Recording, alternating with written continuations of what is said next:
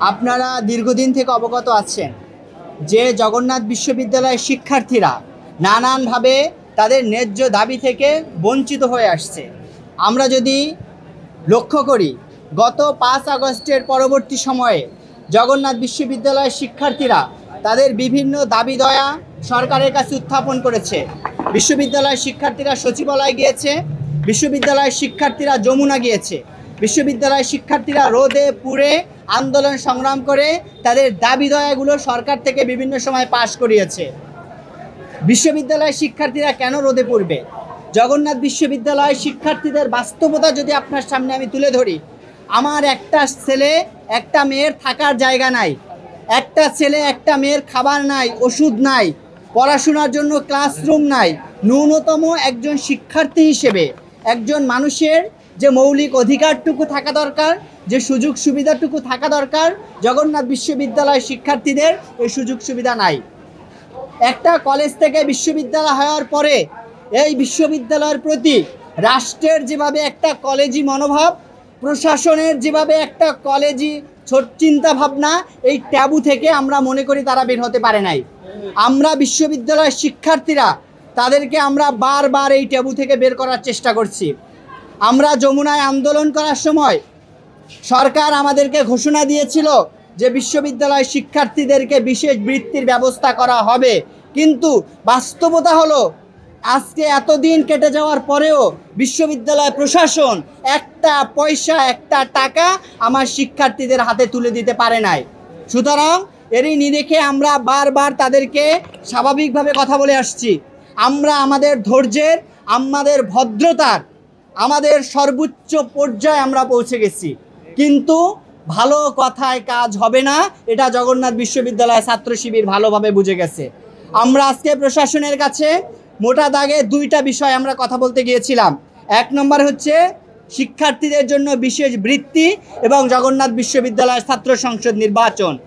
আমরা যদি বিশেষ বৃত্তির কথা বলি, আমরা বারবার বলেছি যে স্যার, আপনারা অন্তত আমাদেরকে এনশিওর করেন যে কত তারিখের মধ্যে শিক্ষার্থীদের হাতে আপনারা টাকাটা তুলে দিতে পারবেন, কিন্তু তারা আমাদেরকে এই তারিখটা পর্যন্ত এনশিওর করতে পারে নাই।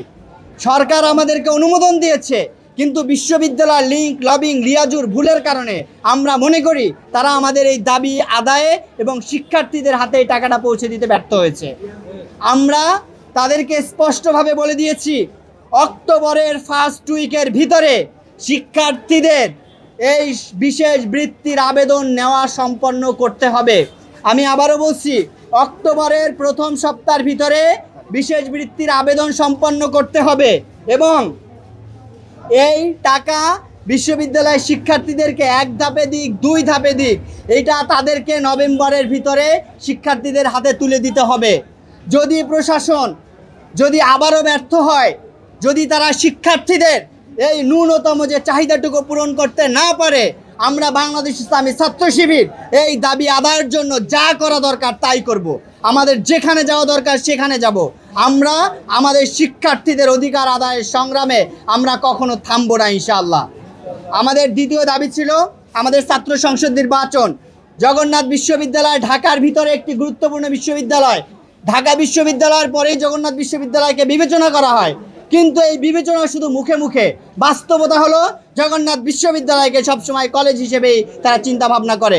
এই জায়গা থেকে আমরা বের করে নিয়ে আসার জন্য আমরা বলেছি এই সপ্তাহের ভিতরে একজন আইন কর্মকর্তা এবং একজন শিক্ষককে স্পেসিফিকভাবে নিয়োগ করতে হবে, যারা শুধুমাত্র ছাত্র সংসদের বিষয়টা বিবেচনা করবে। আমি আবারও বলছি, আমরা বারবার ভিসির দরগড়ায় যেতে পারবো না, আমরা বারবার প্রশাসনের হাতে পায়ে ধরতে পারবো না। একজন আইন কর্মকর্তা এবং একজন শিক্ষককে দায়িত্ব দিতে হবে, তারা শুধুমাত্র এই ছাত্র সংসদ নির্বাচনের বিষয়টা দেখবে এবং আমাদেরকে সার্বিক বিষয় আপডেট করবে। আমরা স্যারকে বলেছি যে স্যার, যেহেতু অন্যান্য বিশ্ববিদ্যালয়গুলো নির্বাচন দিচ্ছে, আপনি আমাদেরকে অন্তত এতটুকু বলেন আপনি কবে নাগাদ নির্বাচন দিতে পারবেন। সে বলতেছে এটা যদি আমরা বলি আমাদের কথার বরখেলাপ হবে, আমরা এটা যথাযথভাবে বলতে পারবো না। এইটা আসলে একজন প্রশাসনের ভাষা আমরা প্রত্যাশা করি না। আমরা প্রত্যাশা করি আপনারা প্রশাসনে বসেছেন এই শহীদের রক্তের উপর দাঁড়িয়ে। সুতরাং আমার বিশ্ববিদ্যালয়ের শিক্ষার্থীর হাজারো সমস্যা।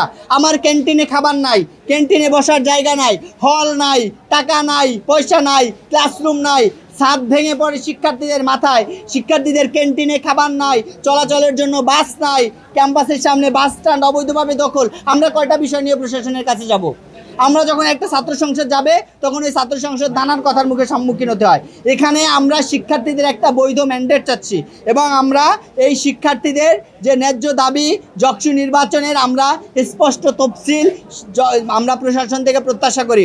যকসুর বিষয়ে আমরা প্রশাসনকে স্পষ্ট জানিয়েছি আগামী 1 সপ্তাহের ভিতরে আপনারা একজন শিক্ষক এবং একজন আইন কর্মকর্তাকে আপনারা যকসুর বিষয়ে দায়িত্ব বুঝিয়ে দিতে হবে এবং আমাদের যে ভোটার লিস্ট আছে এই মাসের ভিতরে আমাদের শিক্ষার্থীদের ভোটার লিস্ট কনফার্ম করতে হবে।